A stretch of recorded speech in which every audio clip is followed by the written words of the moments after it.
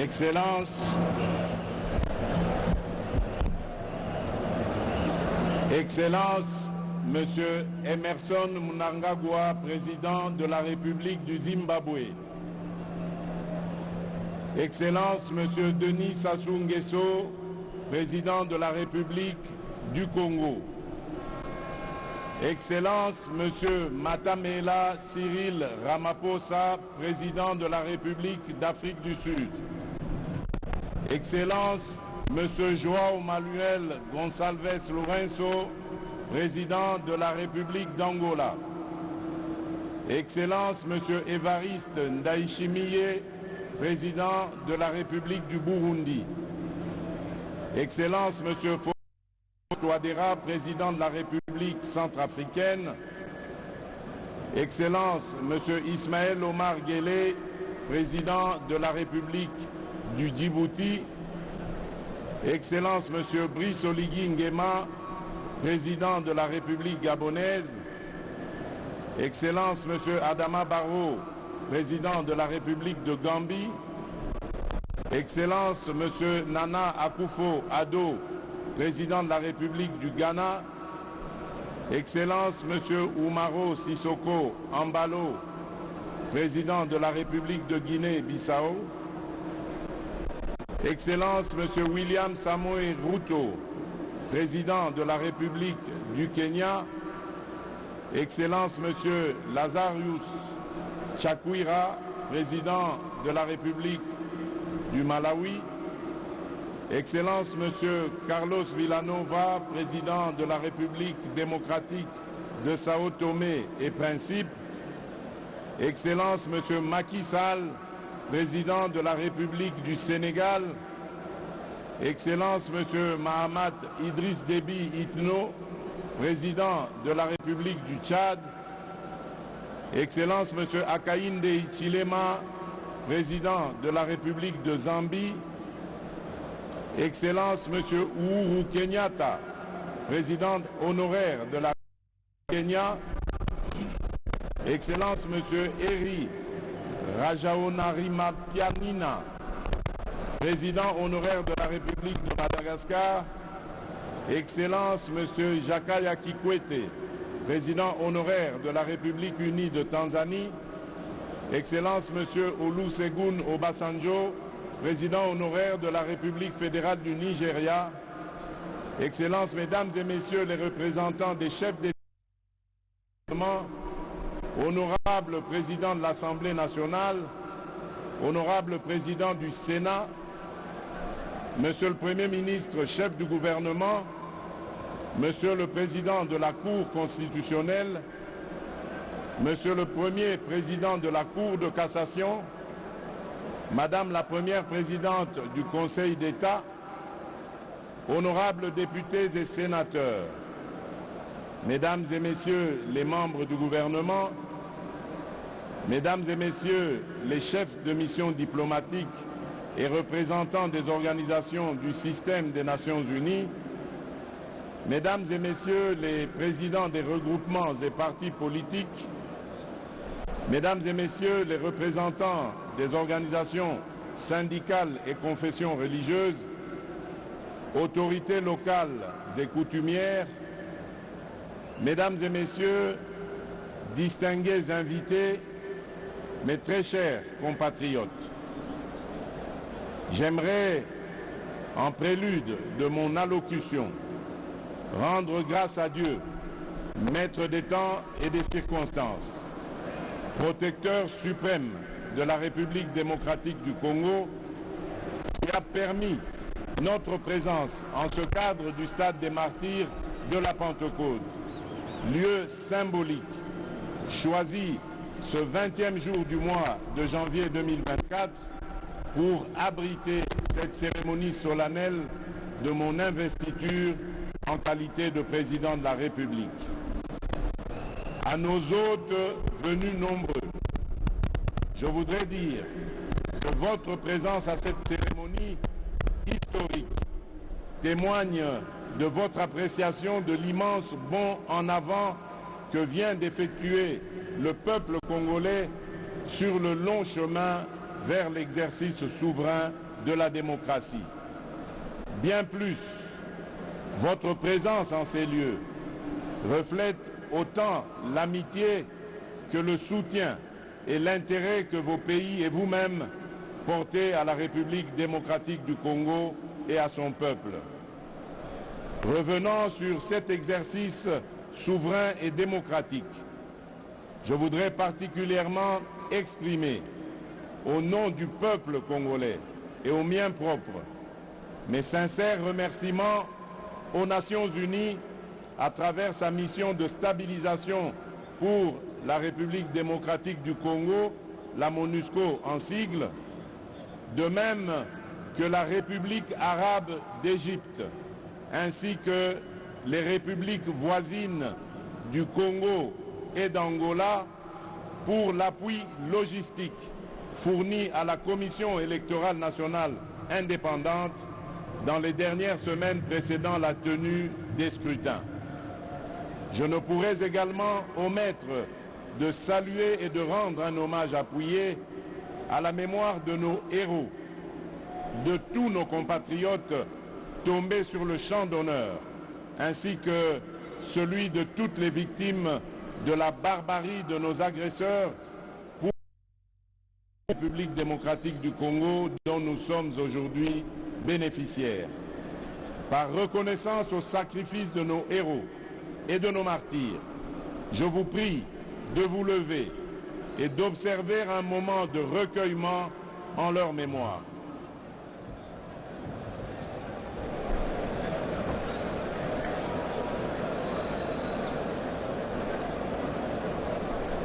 Je vous remercie.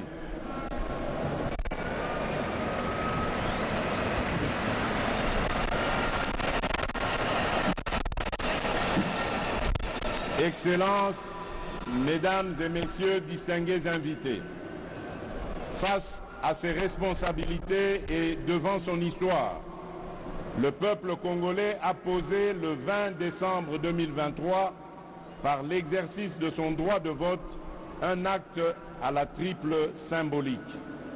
En effet, le 20 décembre, le peuple congolais a clamé son amour indéfectible pour notre cher et beau pays. Il a réitéré son profond attachement à la démocratie et aux valeurs républicaines qui le transcendent. Tout comme il a préservé par cet acte l'héritage nous légué par nos pères fondateurs, dont le sacrifice consenti pour notre liberté demeure le socle de notre loi fondamentale. Appelé à opérer librement son choix parmi les différentes offres qui lui étaient présentées, le peuple congolais souverain primaire a opté dans sa plus grande majorité pour la consolidation des acquis glanés du combat auquel je m'étais solennellement engagé le 24 janvier 2019 lors de ma première investiture, celui de garantir le mieux-être de chaque citoyen et citoyenne de la République démocratique du Congo, de préserver leur dignité et de restaurer leur fierté d'appartenir en tout temps et en tout lieu à notre chère et belle nation. Le peuple congolais m'a renouvelé sa confiance dans la foi et la volonté que se poursuive l'émergence d'un Congo fort, ambitieux, conscient de ses potentialités et avide de progrès. Un Congo plus uni, plus fort et plus prospère. Chers compatriotes, ce résultat que nous célébrons ce jour a bénéficié de plusieurs apports spécifiques que je m'en voudrais de ne pas mettre en exergue. Ainsi, je salue chaleureusement ma famille politique et mes compagnons de lutte de l'Union sacrée de la Nation, structure qui inclut mon parti, l'Union pour la démocratie et le progrès social.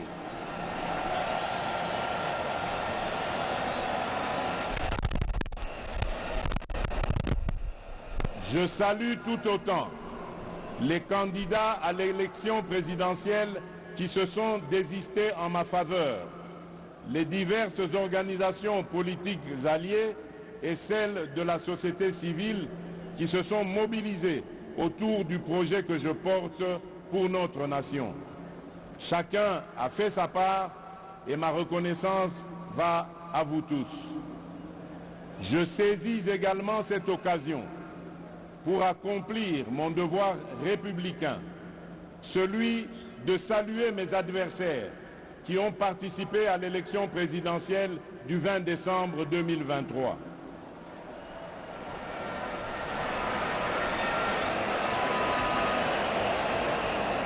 Ne dit-on pas que plus le combat est dur, plus la victoire est belle?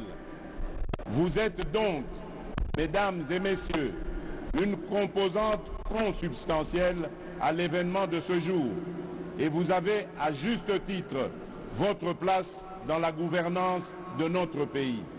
En ma qualité de garant de la cohésion nationale, j'y veillerai, au même titre que j'exhorterai au Parlement d'assurer l'effectivité du rôle de porte-parole de l'opposition que cette dernière voudra bien désigner conformément à la Constitution. Mes très chers compatriotes, je vous ai entendu et saisissant la gravité de cet instant, en prenant Dieu ainsi que la fort de votre plébiscite et revigoré de votre confiance renouvelée, que je consens à relever cet énorme défi dont je viens d'être à nouveau investi, celui de présider à la destinée de notre pays pour un second mandat.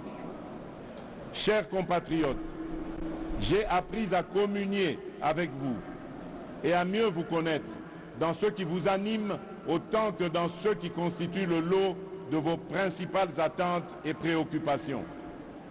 J'ai conscience des attentes que peuvent susciter le chômage, la création d'opportunités d'emploi pour les jeunes, les femmes ou encore les personnes vivant avec handicap.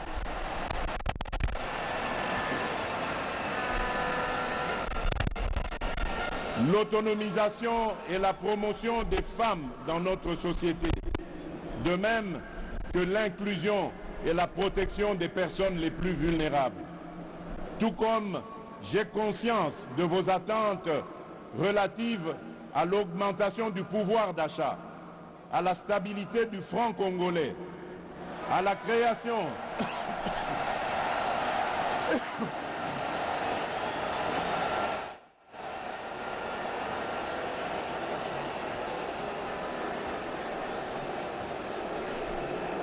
Je disais,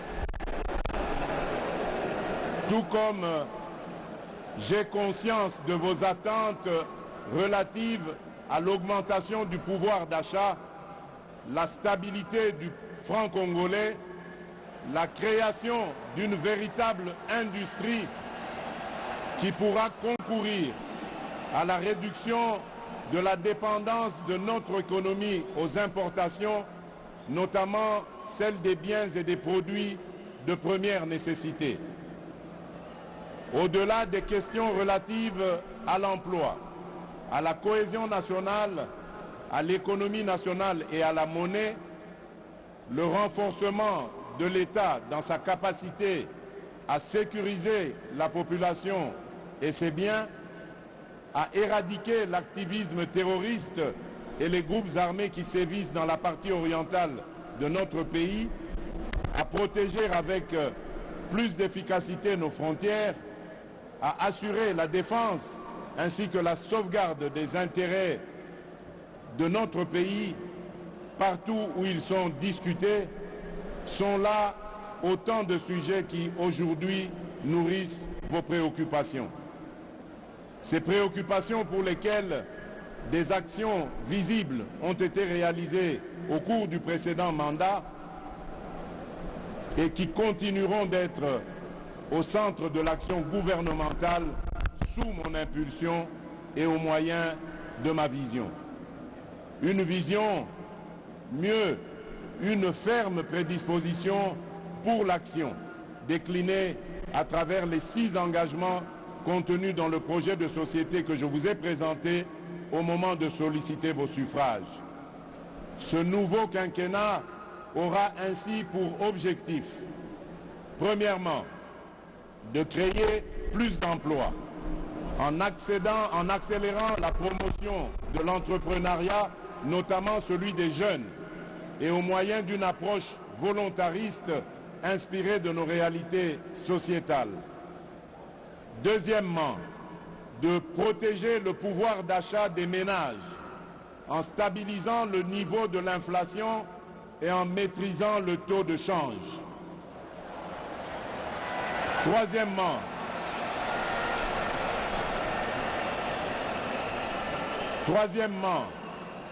d'assurer avec beaucoup plus d'efficacité la sécurité de nos populations, de notre territoire, de nos biens ainsi que la préservation de nos intérêts. Au moyen d'une restructuration profonde de notre appareil de sécurité et de défense et par la poursuite du renforcement de notre diplomatie. Quatrièmement, de poursuivre la diversification de notre économie et d'accroître sa compétitivité en optant pour la transformation de nos produits agricoles et miniers bruts sur notre sol. Cinquièmement, de garantir plus d'accès aux services de base en veillant à l'extension des programmes tels que ceux de la couverture santé universelle, de la gratuité de l'enseignement et du PDL 145 territoires. Et enfin, sixièmement, de renforcer l'efficacité de nos services publics. Ces engagements résument ma détermination à offrir des solutions pragmatiques par la force de la volonté et de la mobilisation des énergies de tous pour la création de plus d'emplois pour les jeunes à la sortie de la formation et pour les personnes en sous-emploi, la maîtrise du coût de la vie et la garantie de la sécurité des citoyens où qu'ils vivent.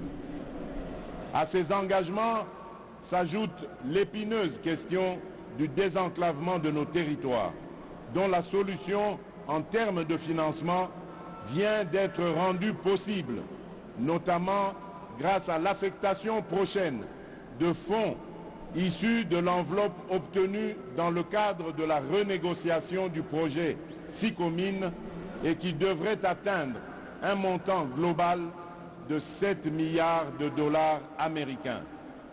À cette question épineuse se pose-t-elle aussi celle du développement des chaînes de valeurs agricoles et de l'assainissement de nos villes, trois défis qui constitueront les trois initiatives présidentielles prioritaires de ce nouveau mandat.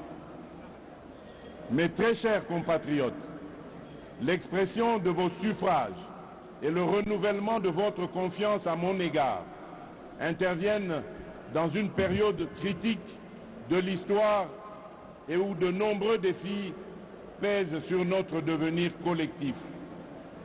D'abord, sur le plan national, les efforts fournis dans la sécurisation de nos concitoyens et dans la sauvegarde de notre intégrité territoriale se retrouvent mis à mal par les velléités obscures de certains États voisins, d'acteurs extérieurs ou internationaux, avec la complicité lâche de certains des nôtres. En effet, nonobstant votre vigilance, le sacrifice et la bravoure de nos vaillantes forces de sécurité et de défense, les menaces se veulent résilientes. Et pour beaucoup, alimentées par la trahison de certains Congolais qui, sans scrupules et sans la moindre considération humaine et patriotique, s'allient à l'ennemi pour faire couler le sang de leurs propres frères et sœurs congolais. Toujours sur le plan national, se pose le défi de la sauvegarde de notre cohésion nationale qui ne peut se faire qu'au moyen du consolidation de notre vouloir vivre collectif. Un vouloir vivre collectif où seront bannis les fléaux de la haine, du tribalisme, du clanisme et de toutes les antivaleurs qui aujourd'hui minent le développement de notre pays. Bref, un vouloir vivre collectif comme valeur sacrée que nous léguerons entière aux générations futures. Ensuite, sur le plan international, se dresse le défi de l'intégration régionale et du développement de notre continent, pour lequel notre pays, la République démocratique du Congo, a significativement contribué et, fort de son potentiel, se veut aujourd'hui, plus qu'hier, un acteur incontournable, mieux, un catalyseur.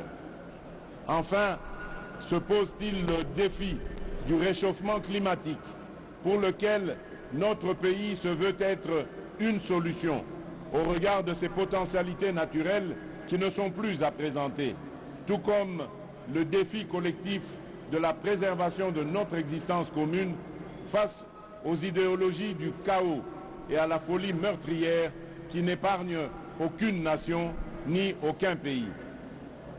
Chers compatriotes, je mesure l'ampleur de la tâche qui m'attend, ainsi que toute la portée des attentes qu'évoque cet ultime mandat dans l'esprit de chaque Congolaise et de chaque Congolais.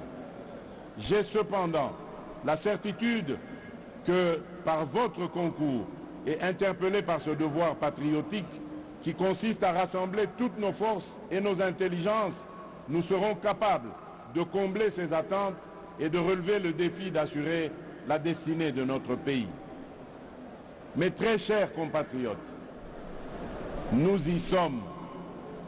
Par cette cérémonie solennelle d'investiture, je reprends donc le bâton de commandement que vous m'aviez confié avec la détermination de maintenir allumé le feu sacré de notre nation. À présent, il s'agit pour nous de transformer durant les 5 prochaines années les prouesses que nous avons réalisées et de parachever l'avènement d'un Congo plus uni, mieux sécurisé et plus prospère. Il s'agit désormais pour nous de rester mobilisés et soudés dans notre lutte contre l'insécurité et la pauvreté, nos seuls et réels ennemis. Il s'agit à présent pour la nation de croire aujourd'hui plus qu'avant en notre communauté de destin et d'y travailler de manière beaucoup plus harmonieuse, tout en veillant à ne pas laisser émerger ni triompher et en s'assurant à ceux qu'ils soient poursuivis dans leur dernier retranchement et qu'ils subissent la rigueur de la loi, toutes celles et ceux choisis et qui seront tentés d'emprunter la voie de l'ignominie et de la barbarie. Tirant les leçons de l'expérience passée et ayant à l'esprit vos aspirations exprimées, je m'engage à user de tout ce qui est en mon pouvoir pour que les erreurs du passé ne se reproduisent plus et pour que les actions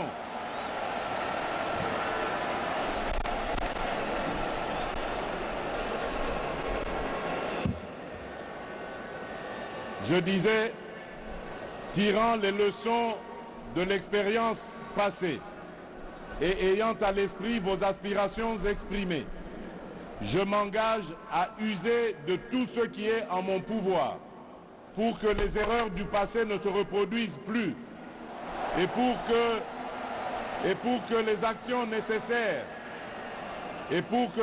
nécessaires à l'avancement de notre pays soient promptement prises. C'est à cela que j'engagerai le gouvernement qui sera formé une fois la majorité dégagée. D'ores et déjà, j'appelle tous les animateurs des institutions publiques, à quelque échelon que ce soit, toutes les citoyennes et tous les citoyens, à un sens élevé de patriotisme, afin que notre rêve commun à tous de voir notre Congo dans toute sa splendeur devienne une réalité.